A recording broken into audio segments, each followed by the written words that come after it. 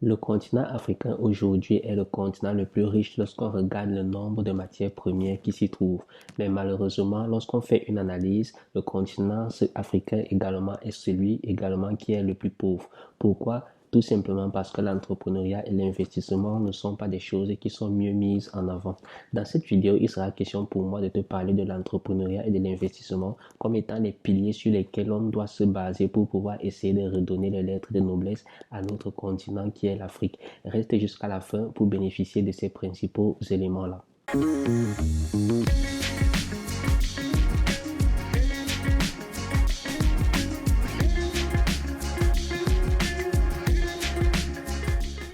Salut à toi, moi c'est Yves Marcel, je suis développeur web et mobile. Dans cette chaîne, nous mettons en avant quatre principales thématiques, à savoir l'entrepreneuriat, la formation, la digitalisation et la création des richesses. Alors, si tu veux faire partie de cette aventure, deux petites choses à faire. La première, c'est tout simplement de t'abonner sur la chaîne et de cliquer sur le bouton de notification pour recevoir les vidéos qui vont paraître de lundi à dimanche. Et la deuxième des choses, c'est tout simplement de partager pour qu'ensemble, nous puissions bâtir une communauté qui est forte. Comme je l'ai fait comprendre à l'entame de cette vidéo, il sera question aujourd'hui de parler de l'entrepreneuriat et de l'investissement comme étant les socles sur lesquels l'on devrait s'appuyer pour pouvoir essayer de redonner les lettres de noblesse à notre continent. Le continent africain dépense, ou alors le continent africain bénéficie d'un nombre énorme de ressources premières, de toutes les ressources importantes qui sont utilisées dans les grandes entreprises pour pouvoir transformer la matière première en produits finis et produits semi-finis.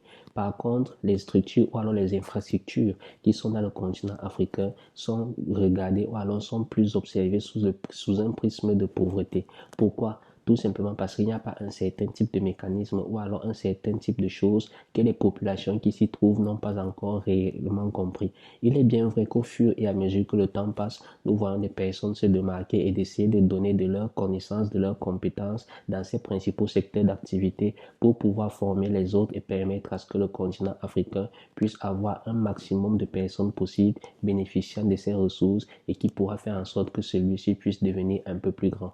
Dans cette vidéo, je vais te partager les raisons pour lesquelles je pense également que ce continent peut être le plus puissant si l'on s'appuie sur l'investissement et l'entrepreneuriat, comme je l'ai dit tout au début.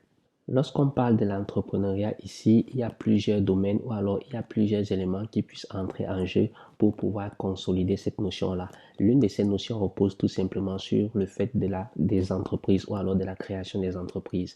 En effet, l'entreprise ici est conçue ou alors est vue étant ici comme étant une source ou alors une source de création de richesses permettant aux personnes de pouvoir bénéficier d'un certain type de privilèges. Lorsqu'on regarde les entreprises aujourd'hui, l'on se rend compte qu'il y a des entreprises qui sont super puissantes et qui font réellement beaucoup de chiffres d'affaires qui leur permettent également de pouvoir impacter des pays ou alors d'impacter certains États. En effet, lorsqu'on regarde par exemple le cas d'une entreprise comme Facebook, beaucoup de personnes voient que Facebook est gratuit mais ne savent pas réellement qu'il y a une partie méta qui est derrière, qui est chargée de pouvoir tout simplement récolter les informations des personnes et que ces informations-là peuvent être vendues à d'autres personnes afin de mettre en place ce qu'on appelle le ciblage des personnes en fonction d'un certain type d'activité ou alors d'une certaine catégorie afin de pouvoir toucher un certain type de personnes et de pouvoir essayer de faire en sorte que ces personnes puissent acheter un certain type ou alors un certain produit. C'est une entreprise qui aujourd'hui fait réellement ses preuves parce qu'elle est classée comme l'une des entreprises les plus puissantes actuellement. Lorsqu'on regarde également le système économique africain, l'on se rend compte qu'il y a des entreprises qui ont la capacité de changer ou alors qui ont la capacité d'interférer dans un État en imposant leurs règles, en imposant leurs normes. Et ce qui fait en sorte que les populations, à ce moment-là, sont des personnes qui sont réellement exclues du domaine politique et les populations ou alors les entreprises qui sont là, qui sont les plus grandes, se permettent d'imposer leurs règles à ce type de personnes pour pouvoir continuer à bénéficier des matières premières qui sont dans nos territoires, qui sont dans nos terres et de pouvoir croître de plus en plus. Lorsque ces entreprises réussissent à croître comme ça, le continent africain, lui, il continue à être le plus pauvre malgré que les ressources premières qui s'y trouvent sont réellement importantes. Je pense donc à ce niveau qu'il est urgent de créer des entreprises puissantes aujourd'hui aujourd'hui qu'il est urgent de mettre des compétences et des connaissances liées à l'entrepreneuriat afin de pouvoir faire en sorte que les entreprises que nous allons créer aujourd'hui, quelques années plus tard, puissent être également des entreprises puissantes qui vont être capables de dicter notre propre environnement et qui vont nous permettre de prendre nos propres décisions et de pouvoir augmenter et de créer des richesses nécessaires pour que notre continent puisse également être parmi les meilleurs. Le deuxième élément sur lequel on devrait se baser ici repose tout simplement sur l'investissement. Et pour pouvoir mieux expliquer cela, je vais prendre un exemple précis. Dernièrement, je regardais une vidéo du docteur Claudel Numbissier qui mettait en avant le fait qu'il connaît des réunions, par exemple des tontines, qui se trouvent à Douala au Cameroun, où l'objectif est tout simplement de rendre une personne milliardaire par mois. Et le but de cette tontine, c'est tout simplement de créer des activités qui sont proches de cette personne-là, afin que toutes ces activités puissent être des entreprises et qu'ils puissent avoir une notion du communautarisme économique autour de ces entreprises-là. Le communautarisme économique, c'est tout simplement la capacité là qu'on a tout simplement de mettre des entreprises et de faire en sorte que les personnes ou alors les achats qui vont être faits dans ces entreprises puissent être faits auprès de ces mêmes personnes, auprès de cette même entité. Le but ici, c'est de faire en sorte que l'argent ne puisse pas aller à l'extérieur. Et c'est également l'une des notions que ces grandes personnes qui sont réellement riches utilisent aujourd'hui. C'est de faire en sorte que lorsqu'elles sont dans une entreprise et qu'elles constatent qu'il y a un besoin dans cette entreprise-là, elles créent une autre entreprise qui va être cliente de la première et qui va tout simplement faire en sorte que l'argent ne puisse pas partir chez une tierce personne. C'est ça qu'on appelle le communautarisme économique. Lorsqu'on parle de cette notion ici, il est nécessaire de comprendre également la notion d'investissement.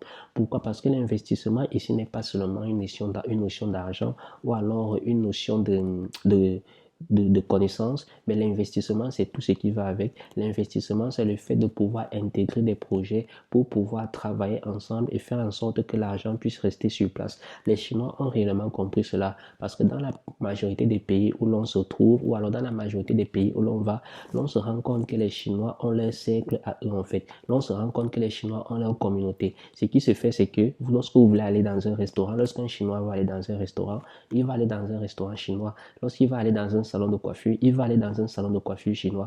Peu importe le secteur d'activité il exerce, il va d'abord chercher un Chinois et s'il n'y a pas un Chinois, il va chercher une tierce personne. C'est ça qu'on appelle le communautarisme économique. Et s'il n'y a pas assez d'investisseurs pour comprendre ça, s'il n'y a pas assez d'investisseurs pour se mettre ensemble, pour mettre en avant cette notion de communautarisme économique, alors ça sera plus difficile de pouvoir garder de l'argent entre nous.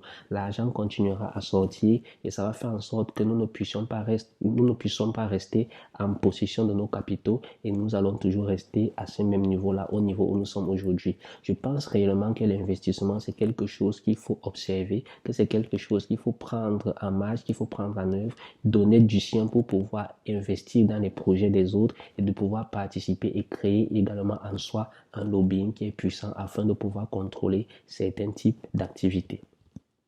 L'entrepreneuriat et l'investissement sont des très bonnes choses, mais tous ces éléments doivent être mis ensemble pour pouvoir essayer d'être un peu plus puissants, pour mettre en avant la notion de puissance. La notion de puissance ici est réellement importante. Pourquoi? Parce que lorsqu'on regarde le contexte africain, l'on se rend compte qu'il y a des pays qui ont été gouvernés, ou alors il y a des pays qui se font gouverner par des firmes multinationales en fait.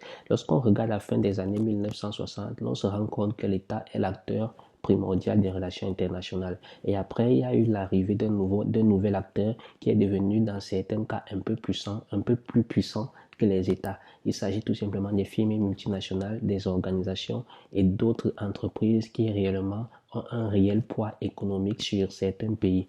Raison pour laquelle l'on se rend compte que les pays ont tendance des fois à être dirigés par ces multinationales. À la tête de certains pays, l'on se rend compte souvent que ce sont ces entreprises puissantes qui décident de mettre un certain type de personnes comme étant chef d'État afin de faciliter que les opérations qui puissent s'y exercer soient en faveur de ces entreprises-là.